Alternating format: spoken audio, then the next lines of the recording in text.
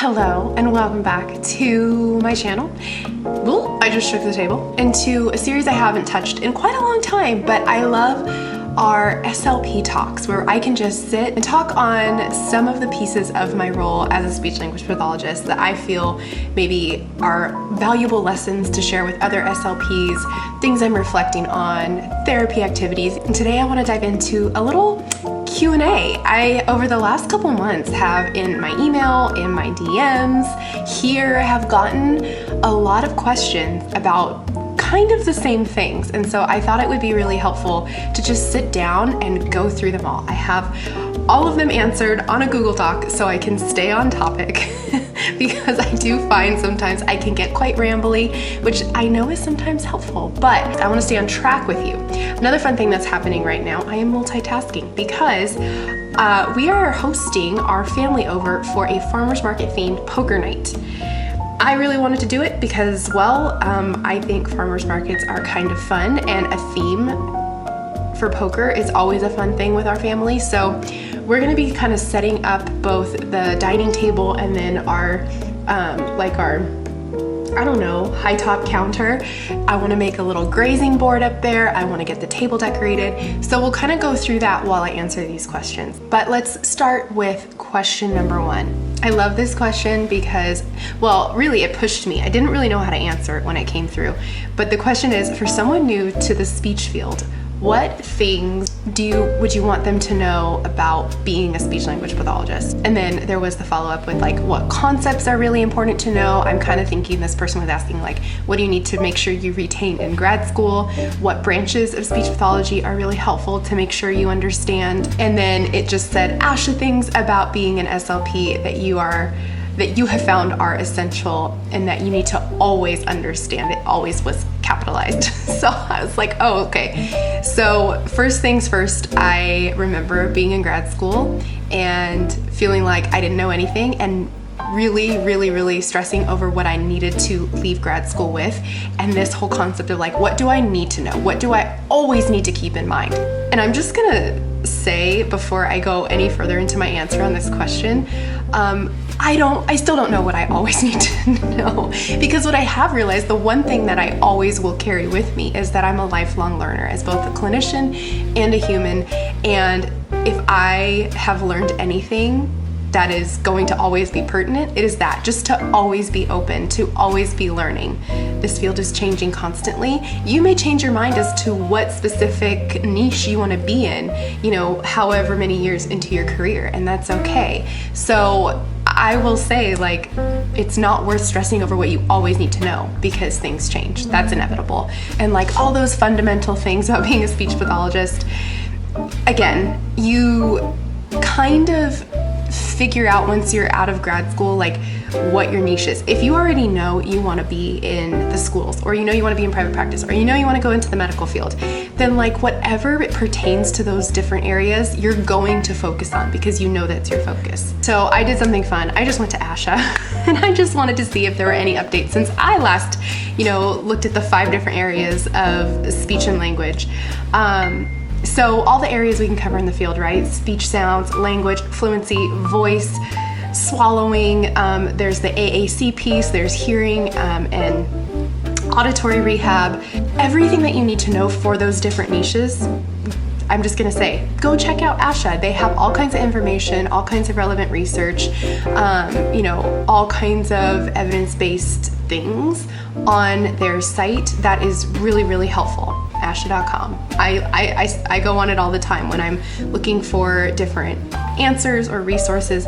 So that's obviously, like, as a speech pathologist, one of our first go-tos, just because that's what we're even taught in grad school. I did want to just play around when I answered this question, so I did go on Chat GPT and I asked Chat GPT what key concepts you should know out of grad school as a speech language pathologist.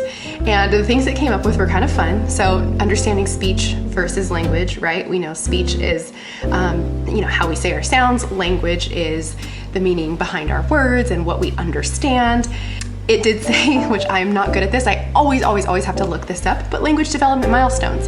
And so that is something, especially if you're going into like early intervention, I do think it's really helpful to just have those in mind. So when you walk in to like assess a child, or you talk with a family and they have questions, you kind of know, well, you know, typically by 2, there's 2 words, blah, blah, blah.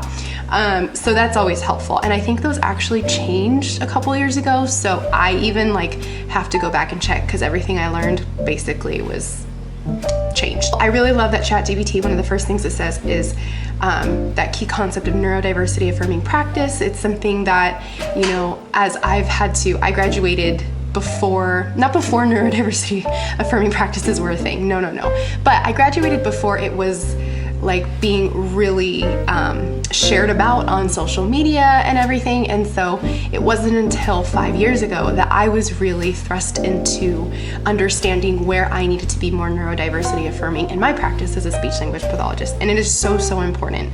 No matter what your caseload looks like, it's just something that I think they're talking more about in grad schools now, but they didn't. And so just something to make sure that you have kind of swimming in your mind as you start out as an SLP, or if you've been an SLP for a few years.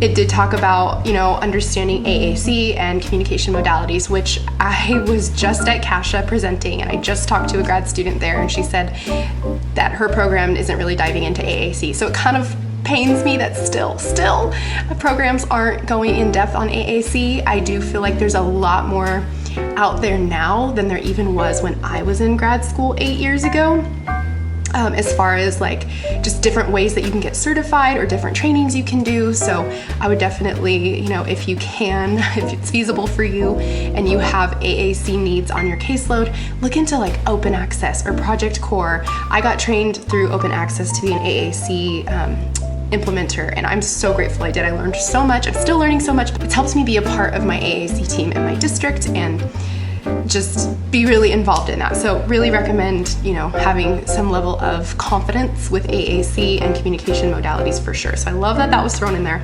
And then it also said collaboration, interprofessional collaboration. Look at how I light up when I talk about this. You know, if you've watched any of my videos, I just put a video out that I can actually link here for you about how I push into classrooms, how I collaborate with my teams. It is something that is so important in my role as a preschool speech language pathologist, because I do work as a co-teacher in my classrooms, and it is a really great thing. Understanding or feeling that confidence, even if you don't feel it right away, but just having that desire to collaborate is really important. So love that Chat GPT threw that in there. I wonder if they knew who they were talking to at this point. You know, Chat GPT, how they like learn the user. It's probably learned me and is like, well, here Marie, you'll like these answers. So Mark's idea was to set up kind of like a grazing board up here. We have a couple different cheeses. We have some salami, and then some crackers, hummus, veggies, and fruit. I'm gonna take this like butcher paper and somehow wrap the counter. I think I should do 2 strips.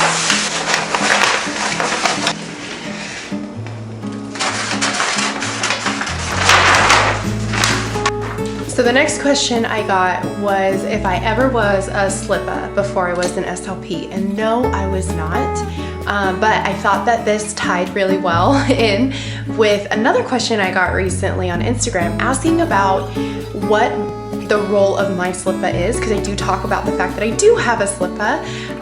And just for anybody who maybe doesn't know this already, but I do work in Southern California. I know not every state, I don't want to say they don't recognize SLPAs, but not every state really utilizes SLPAs in the practice of speech language pathology. But in California, we do. And in our schools, I, for the most part, have seen lots of SLPAs finding work in the schools in California. I think partially because the caseload sizes get so big, which is very, very wonderful and helpful that we do have such wonderful SLPAs in our district to work with. My SLPA and I have been working together now for quite a few years. We've become really good friends, so I'm very, very grateful for her. I love working with her. My understanding, and this is like an ASHA thing, an ethics thing, SLPAs are providing services. SLPAs are not writing IEPs, writing progress reports. They are doing the therapy. My SLPA and I collaborate so much, and we will plan therapy activities, we'll plan our push-in activities that we run together, like if we're running centers together and things. She's amazing and goes above and beyond when it comes to prepping and making sure we have all of our necessary materials. But we were, like I said, we've worked really well together. We're a team, and I don't see her as it's hard to call her my assistant when I'm like talking to parents in meetings, like, oh, sometimes they see my assistant. And I'm like, she's my friend, like, you know, she's my colleague, she's my teammate. But that's my experience with working with a SLPA. It's been really great. It was hard for me when I first started having SLPAs to figure out the role of the SLPA. Somebody did recently ask, like, what, as a clinical fellow, if I know I'm gonna have a SLPA, what would you recommend I do? And my biggest thing is, like, don't feel like you have to do things the way your SLPA does, because sometimes you're walking into a situation where the SLPA's already been there, and they, you know, my SLPA's worked in our district longer than I have, and I very much honor her style of therapy and servicing kids. She does a great job. If I had any issues with it, I would directly talk to her about it if it was like something that was not good for the kids, you know. But I have also trusted that I can be my own therapist and do things my way. At the end of the day, you know, if there's something that you as the clinician that works for you and you need to maybe be better at collaborating with your SLPA or letting them know like things that you need done a certain way, really that's like part of your role and responsibility to advocate for what you need in your practice. But at the same time, make sure that you're open-minded and honoring another individual's right to have their style of a practice.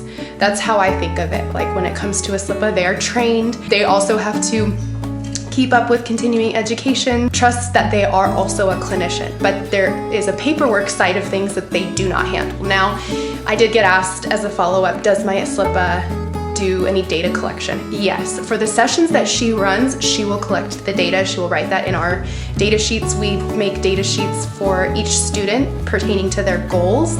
And then, you know, there's just different days that we will document. So she'll have a day and then I'll have a day, but we're documenting on our own day. But she's responsible for the data that she's servicing a student because she signs off on that. I sign off when I'm doing it. Sometimes we co-treat, which is another fabulous role that I'm so grateful my SLPA plays with me, because we need to be able to co-treat with some of our students in our preschool program. And so the fact that, you know, we can do that is really awesome. And then we just take turns. You know, it's like last week we co-treated, she billed and she did the data. This week we're co-treating, I bill, I do the data. So we just kind of take turns that way. But if we're co-treating, it's easier. But guys, sometimes we're passing a clipboard between the session. Like she'll start off leading and then somehow I'm leading it. And so whoever's not is kind of like trying to scribble down the data. And it's kind of hilarious because we're like, clipboard. And we work well together. We almost can read each other's minds at this point. So it's like, here you go, here I go. That's the SLPA question. Moving on. The next couple questions are AAC related. I think I need to drink some water. So what I'll say before I answer these questions is if you want more depth on any of the strategies I'm going to talk about while I answer, or if you want to see what it looks like almost in real life, I'm going to link a vlog that I recently put out where we're talking all about that. Head over there, but I will still go into depth as much as I can with these questions. So the first one is asking, what do I always tell anybody using AAC programs, especially those who are not trained in speech pathology the way that I am? So with that, I'm assuming that that's like, you know, again, the people I'm collaborating with, the teachers, the paras, the admin, like anybody that might be interacting with our children or students that, you know, could use a little bit of strategies for how to keep the AAC going with the user. So the first thing I always say is model without expectation. This is aided language modeling, aided language simulation, whatever you want to call it. It's the idea that we are modeling language all day long. If the child uses a device or the individual uses a device, we're modeling language in that modality all day long as much as we can in the natural environment as well. You know, yes, verbal speech, but AAC is obviously something that we've determined necessary or that we're trialing. So let's be modeling there. And when we're modeling without expectation, it means we're doing all of the input without the expectation that the child is going to imitate us. It takes time for our students, for our clients to pick up on the language that AAC is. So making sure that we are giving them as much as we can consistently with that appropriate modality, then that's what I would say the first thing to do is. Another really big lesson I've learned is start small, especially when you're trying to help any parents or teachers get comfortable with AAC. Start small. So pick a word a day. Pick a word a day that you're going to model throughout the day. What's one that you could model almost at any point? Probably like go, more, all done, those words that we hear so frequently, the core words. Pick one a day to be working on. You'll find that you will work on more, but if you pick one a day to make it easy on you, you'll stay consistent with it. It's like building a habit, or, like in the Atomic Habits book where he's like, do that one little thing every day, do it for 2 minutes, now do it for 5 minutes, now do it for 10 minutes. Well, start small, just do it consistently. You feel confident and that your student is getting that input and that repetition. I'm talking and I'm not doing enough, so let me do something with my hands while I tell you a little bit about my experience with AAC. That was another question, and I've gotten this a couple times, and I know I already mentioned I was trained through Open Access, so if that's a training that you're looking for, I highly recommend theirs if it's feasible for you. There are lots of SLPs out there. Emily Diaz is one of my absolute favorites. Rachel Madel, how do you say her last name? But she's another really great one. I follow both of them on Instagram, and I'm like constantly getting ideas. In fact, why don't I link all my favorite AAC Instagrams for you down below right now, because it also is really helpful to have those. Just don't overwhelm yourself. Like, take in the information, but don't overwhelm yourself with needing to put it out. I wanted to be a part of my district's AAC team. They had one that was made up of 2 to 3. Were there 3 of them? I don't know, but at least 2. Probably just 2 of them that were really consistently doing assessments for all the kids in our district. And we're in a big district. So to have 2 SLPs doing all of the AAC evaluations, go them. But I saw a heavy need in preschool, and so decided I was going to get certified. And now there are like 6 of us that are on the AAC team. So it's super cool. And we have been working really closely with our special education department in our district to start getting trainings done next school year, which I'm so stoked about, because we want to make sure, like we were talking about, how there are non-speech pathologists that need to be equipped with some of this knowledge for AAC. We see that need for the teachers to feel confident, for the aides to feel confident in making sure those communication needs are met. And so we want to get a lot of our staff trained on just the foundations, just the modeling without expectation, giving choices, taking time, like making time, and just different things like that. So super stoked about that. If you've been here for the last, 6 months, I've dipped my toe into the presenting realm with my team of 2 others, so 3 of us total, the communication trio we call ourselves. But we have dipped our toe into presenting. We presented both at CASHA and CalExi. It's a Southern California Early Childhood Conference. We're gonna try and go back there this October as well. But we talk all about integrating AAC in the classrooms. It's a wonderful thing. It's a very powerful thing. And a lot of my experience comes with doing it alongside my teachers. So super awesome. So the question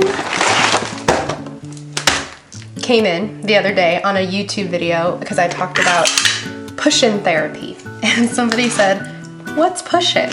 Push-in therapy is a style of therapy that means instead of pulling kids out into your speech room or a separate space to work on their goals, you are pushed into the regular classroom. For however long their service minutes are, you are working with them. Now this can look different depending on what your students' needs are. Sometimes my students' push-in services are written to be met individually. So for that 20 minutes or 10 minutes here, 10 minutes here, like wherever they need me, I am their little shadow. I'm their little communication partner, and I'm working with them on their goals, whether it's an AAC situation, whether we are doing any kind of social stuff, language, like all of that. I am their buddy for 20 solid minutes out of their school day.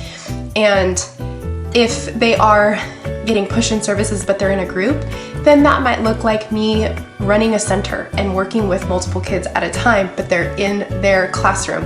It might look like me at snack time sitting, purposefully having a couple different kids sitting near each other so that way they're all getting their speech time with me, because I'm maybe like facilitating the social conversation at snack time, or just working on choice making with all these kids, or utterance expansion, like whatever it is, I'm meeting them in their classroom. I also do run whole group times. Again, I talk all about this in that AAC vlog that I talked about a little bit ago, but I'm not doing anything with my hands again. But obviously the main idea is that I am in the classroom with the students. So the location is different. Location is everything. For my IEPs, I have to mark whether or not that service is provided in the classroom or in a separate area. So that also helps me, like if I have a student come in from another district or something and they have services in the classroom, then I know, okay, I'm supposed to be providing these in the classroom. If it says separate classroom, makes sense? It's all documented, it's all part of that legal document, whatever. So the last question actually was from one of you on YouTube, asking if in one of my videos I could talk a little bit more about these after school private practice therapy sessions that I'll talk about, or like you'll see me preparing for, going to, whatever.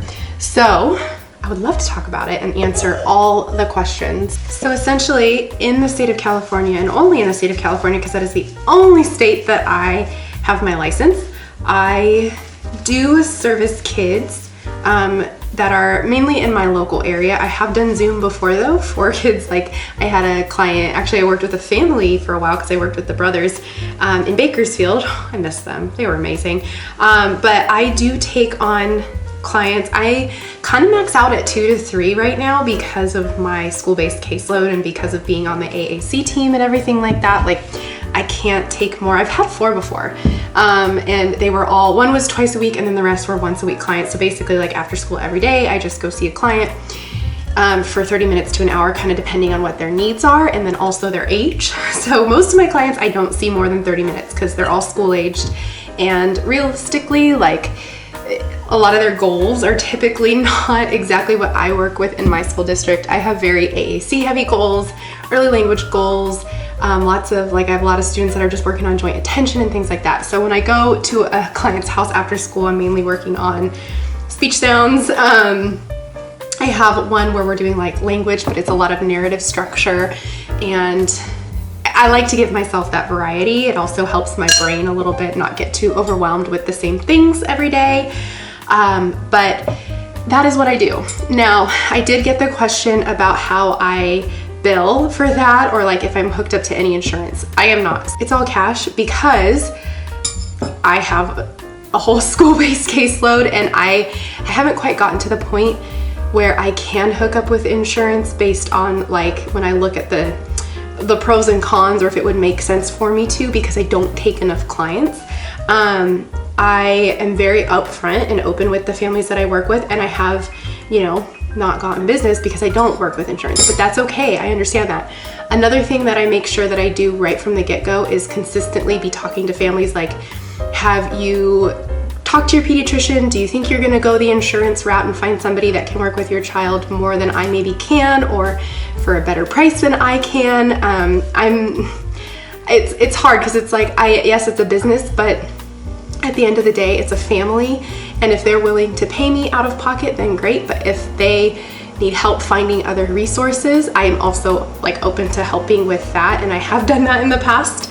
And it's okay with me. It's totally fine. It's about a kid. It's not about me. And so if I were to hook up with insurance and go that route one day, then obviously like I wouldn't be worrying about that. But it just doesn't make sense for me to be like, nope, I'm the only possibility. But yeah, that's kind of how it works for me. And I'm not closed off to the idea of linking up with an insurance company in the future, but right now it's not really feasible. And so I just do what I can. I am insured. That would be the number one thing I would tell you if you're like, I want to see a private practice client, or this is how it happened for me. I actually had somebody reach out to me and be like, hey, like I want a speech pathologist for my kid. I'm on a waiting list. I don't want to wait. and that's how I got started with my little guy. I don't want to say his name, but I miss him, and he was amazing, and his family's amazing. But yeah, that was back in 2021, I think. Yeah, 2021. And the first thing I did was research. What do? I also had a friend at the time. Well, she's still my friend, but at the time she was also seeing private clients, and I was like, hey, like, tell me what I need to do. And she's like, first things first, are you insured? Because I work for a school district, so I'm not super concerned about having malpractice insurance, but it's never a bad idea. And at the time it only cost like 30 bucks. Now it costs $100 for the year, but it's okay. It's still better than nothing. And that would be the first thing, just I would say, get malpractice insurance. Especially like for me, when I first started out, I didn't know the family, like they weren't friends of anybody. It wasn't word of mouth. Now I've taken more clients through like friends or word of mouth, or like I have one that's like a friend's kid, you know, so it's different. I mean, I still think you need to have insurance. You never know. But right now I'm in a place where like I just feel, you know, like I have a really good rapport with all the families I work with. But if you don't know the family yet, like it's always nice to have that barrier covered, because you never know. And I don't want to sound negative or make it sound scary, but like you hear stories and you don't want that to happen to you. It's a good idea. But yeah, that's how it works for me. And like I was saying, right now, a lot of it has been friends and word of mouth. I have a good balance, and I have really awesome clients. Always have had awesome clients, awesome families, and they're really such a highlight for me. Okay, we're up against the clock, and I will give you a quick glimpse at the final put together product of all of this, but I think I've been talking too much and taking too much time. But I wanted to say thank you for all of your questions, first of all, that inspired this video, and for all of you supporting the channel. It means the world to me. So yeah, we're about to have our family at the door, and I'm gonna say, see you in the next video.